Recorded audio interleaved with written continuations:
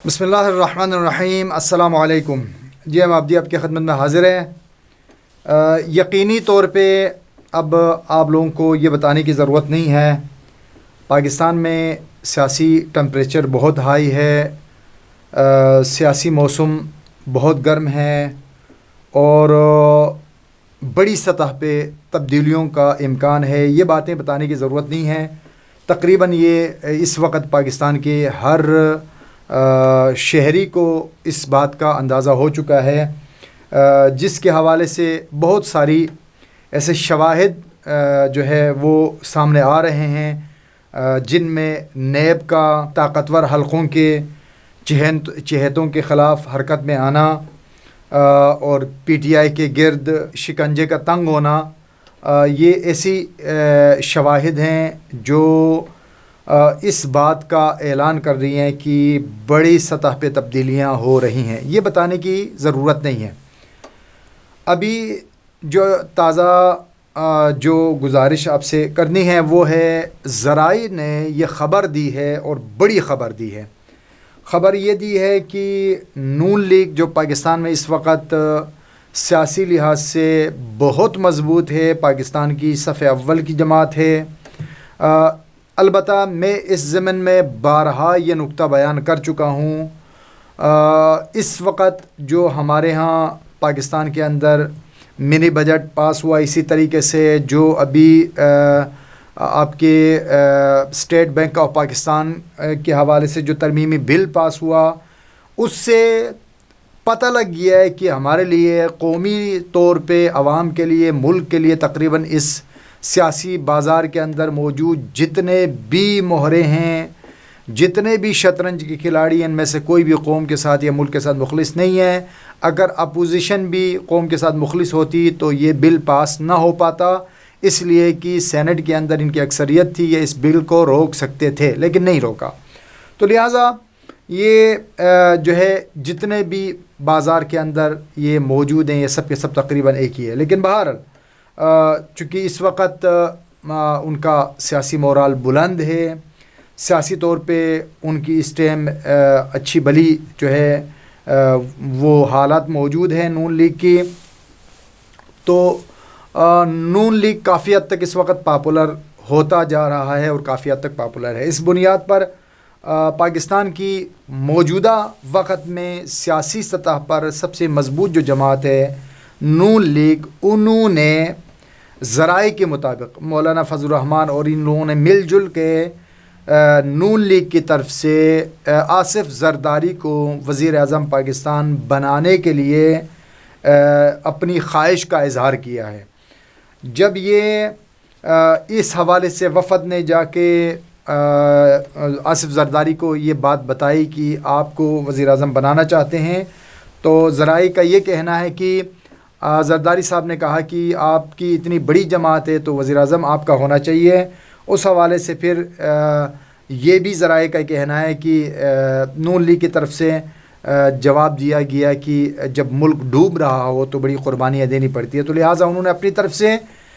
एक जो है वो खुलूस का इज़हार करते हुए कहा कि हम आपको वज़ीर आज़म पाकिस्तान देखना चाहते हैं। इस ज़मन में ज़रदारी साहब चूँकि ख़ुद भी एक गुरु है, तो उन्होंने ये कहा है कि मैं अपनी पार्टी की जो हमारी जो अराकीन हैं, जो हमारी काबीना हैं, उनके मुशावरत से, जो पीपल्स पार्टी के सीनियर जो अराकीन हैं उनके मुशावरत से फ़ैसला होगा कि क्या करना है। तो इस हवाले से बज़ाहिर अब हालात इस सतह पर आ चुके हैं कि अगले वज़ीर आज़म के नाम का ऐलान भी इन्होंने एक तरह से तैयारी कर ली है। उसके लिए उन्होंने ये कहा है कि चूँकि अब बाज़ जो ज़राई है जिनमें शहबाज शरीफ और मौलाना फजल रहमान, इन दोनों के बकौल इस्टेब्लिशमेंट ने पीटीआई के ऊपर से अपना हाथ उठा लिया है, तो लिहाजा अब ये सियासी फ़ैसलों में आज़ाद है। अब इनको ये पता है, खूब ये तो हर शख्स को तकरीबन इस बात का इल्म है कि अगर इमरान एंड कंपनी के ऊपर से इस्टेब्लिशमेंट का हाथ उठ जाए तो ये धड़ाम से ये हुकूमत गिर जाएगी। और उन्हें ख़ुद भी पता है, अब जो लोग ख्वाब खरगोश के अंदर रहते हैं, जो जानते बूझते अनजान बने बैठते हैं یا کسی دھوکے میں رہتے ہیں، کسی احمقوں کی جنت میں رہتے ہیں، اگر وہ یہ کہیں کہ کچھ بھی تبدیل نہیں ہو رہا تو پھر وہ خیر ہے، خوش رہیں. لیکن اگر یہ آپ دیکھنا چاہیں کہ کوئی بڑی سطح پہ تبدیلیاں ہو رہی ہیں یا نہیں ہیں، تو پھر آپ کو اپوزیشن کا جو ہے اپوزیشن کی جو اس وقت ایکٹیویٹیز ہے، اسی طریقے سے عمران خان صاحب کا میدان میں آنا اور جلسوں کا اعلان کرنا، یہ ساری چیزیں بڑی سطح پہ جو کچھ ہو رہا ہے یہ آپ کو جاننے اور سمجھنے کے لیے کافی ہے کہ بہت کچھ ہو رہا ہے بڑی سطح پہ. اس حوالے سے بتایا جاتا ہے کہ چودھری برادران اور دیگر کچھ جو اپوزیشن کی دعوت کے ساتھ اپوزیشن کے ساتھ جو ملنا چاہتے ہیں، البتہ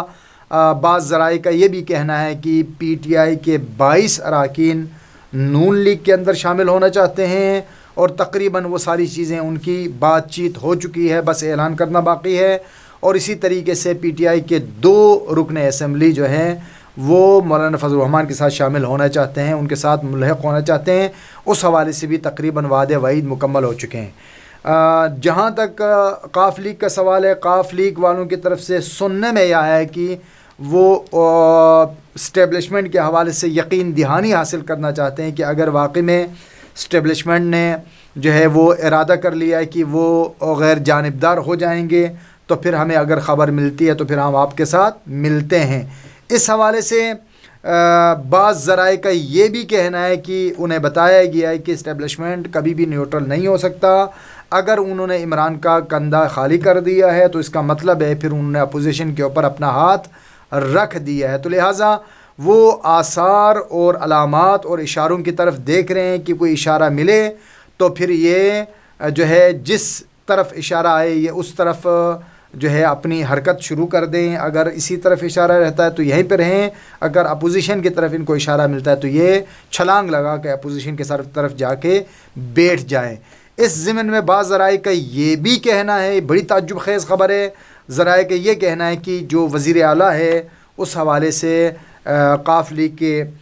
جو سینئر رہنما پرویز الہی صاحب کا نام دیا جا رہا ہے کہ انہیں وزیر اعلیٰ کی آفر دی جائے گی. اگرچہ جو اپوزیشن جماعتیں ہیں اس وقت ان کی نظر میں ان کی طرف سے یہ بھی کہا جا رہا ہے کہ اگر قاف لیگ شامل نہیں ہوتا تب بھی ان کے پاس مطلوبہ جو تعداد ہے ان کے پاس پورے ہو چکے ہیں. وہ جو عدم اعتماد کے ووٹنگ ہوگی تو یہ کامیاب ہو جائیں گے، لیکن وہ پھر بھی ان کو اپنے ساتھ ملا کے مزید عمران خان کو اور پی ٹی آئی کو کمزور کرنے کے لیے ایم کیو ایم کو اور قاف لیگ کو بھی اپنے ساتھ ملانا چاہتے ہیں. تو ایک تو یہ ملکی جو تازہ صورتحال ہے اس میں ابھی تقریباً ہو سکتا ہے چند دن کے اندر یہ اعلان متوقع ہو جائے، یا اپنی طرف سے جو عدم اعتماد کی ووٹنگ اس دوران جو ہے اپنی طرف سے نمائندے کے طور پہ وزیر اعظم پاکستان کے عنوان سے آصف زرداری کا نام بھیجا جائے گا. ایک یہ، اور دوسرا جو ابھی اس وقت میڈیا اور سوشل میڈیا جس میں سے تقریباً بڑی سطح پہ ایک پاکستان کے اندر ایک میڈیا چینل کو بند بھی کیا گیا ایک پی ٹی آئی کے جو ہے وزیر کے خلاف کوئی گفتگو کرنے کی وجہ سے، اور اسی طریقے سے عمران خان کی جو اہلیہ ہے خاتون اول کے نام سے جو ہے وہ محترمہ جو بشرا ہیں ان کے حوالے سے بھی کچھ ناقابل برداشت باتیں جو ہے وہ میڈیا اور سوشل میڈیا پہ چل رہی ہیں. اس حوالے سے جو افراد ناراض ہیں، پریشان ہیں، انہیں یہ بات ذہن میں رکھنی چاہیے کہ ہر ایکشن کا ری ایکشن ضرور آتا ہے، ہر عمل اپنے اندر ایک عکس العمل ضرور رکھتا ہے. تو لہٰذا جب آپ نے پاکستان کے اندر بد اخلاقی کی فضا بنائی، جب آپ نے گندی زبان کی فضا بنائی، جب آپ نے فحاشی اور عریانیت کو پروموٹ کیا، جب آپ نے بغیرتی کو پروموٹ کیا، جب آپ نے بے حیائی کو پروموٹ کیا، جب آپ نے پارلیمنٹ جیسے ایک قابل احترام جو آپ کا ایک پلیٹ فارم ہے وہاں پر بھی آپ نے سیٹیاں بجانا اور وہاں پر بھی آپ نے جانوروں کے دنگل سے بھی بدتر کا ماحول آپ نے وہاں پر بنایا، تو جب آپ نے دوسروں کی چادر و چار دیواری کی تقدس کو پامال کیا، جب آپ نے دوسروں کے ناموس کو نشانہ بنایا، جب ان کو ہدف تنقید بنایا، جب آپ نے دوسروں کے لیڈران کو ہدف تنقید بنایا، جب آپ نے دوسروں کی قابل احترام اور قابل عزت شخصیات کو نشانہ بنایا، اور اسی طریقے سے مختلف بہرحال کہنے کو اگر نمونے کے طور پہ استعمال کیا جو بہت ساری ایسی شواہد موجود ہے کہ ماضی میں پی ٹی آئی کے اراکین نے، حتیٰ کہ خود عمران خان صاحب نے کس طرح کی دوسروں کے بارے میں کیسی لینگویج استعمال کی ہے، کس طرح کا انہوں نے ایک سلسلہ رکھا. تو لہٰذا یہ ہر انسان ایک بڑا خوبصورت ایک مقولہ ہے کہ جو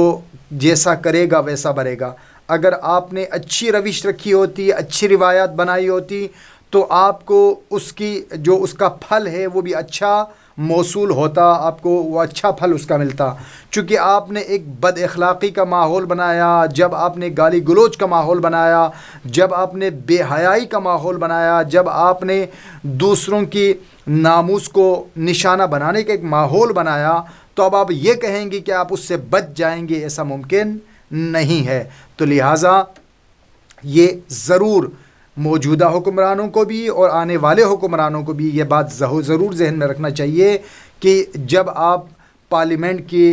احترام کو ختم کرتے ہیں، جب آپ پارلیمنٹ کی قدر و منزلت کو خراب کرتے ہیں، جب آپ اپنے ایوانوں کے تقدس کو پامال کرتے ہیں، جب آپ اپنے مد مقابل شخصیات کے ناموس کو ہدف بناتے ہیں، جب آپ دوسروں کی ناموس تک جاتے ہیں، تو پھر آپ کو یہ سوچنا چاہیے. ابھی تو میرا خیال ہے اسے کہہ سکتے ہیں کہ ابھی ابتدائے عشق ہے، ابھی تو آپ طاقت میں ہیں اور ابھی طاقت آپ سے چھینا نہیں ہے، ابھی آپ ایوان اقتدار میں موجود ہیں. ابھی آپ کو ایوان اقتدار کے اندر ہوتے ہوئے ابھی تو صرف آپ کے حوالے سے جو ہے وہ باتیں چل رہی ہے کہ آپ کی سلطنت کو زوال شروع ہو گیا. ابھی آپ کے ہاتھ سے سلطنت گیا نہیں ہے، اس کے باوجود اگر آپ کے ساتھ یہ ہو رہا ہے تو آپ پھر سوچئے جب آپ کے ہاتھ سے اقتدار چلا جائے گا، جب آپ کے پاس طاقت نہیں رہے گی. ابھی تو آپ نے ایک چینل کو بین کروا دیا پیمرا سے کہہ کے، لیکن جب آپ پیمرا پہ اپنا حکم نہیں چلا سکیں گے، جب آپ کے ہاتھ میں نیب کا کنٹرول نہیں ہوگا، جب آپ کے ہاتھ میں ایف آئی اے کا کنٹرول نہیں ہوگا، جب آپ کے ساتھ جنرل فیض جیسی شخصیات کا ان کی مدد اور تعاون نہیں رہے گا، پھر آپ کے ساتھ کیا ہوگا، پھر آپ کا کیا بنے گا. پھر آپ دیکھیں، پھر آپ کو پتہ چلے گا کہ آپ نے کیسا بیج بویا تھا، اور اس بیج نے جب پھل دینا شروع کر دیا تو پھر آپ کو لگ پتہ جانا ہے. بہرحال ہماری دعا ہے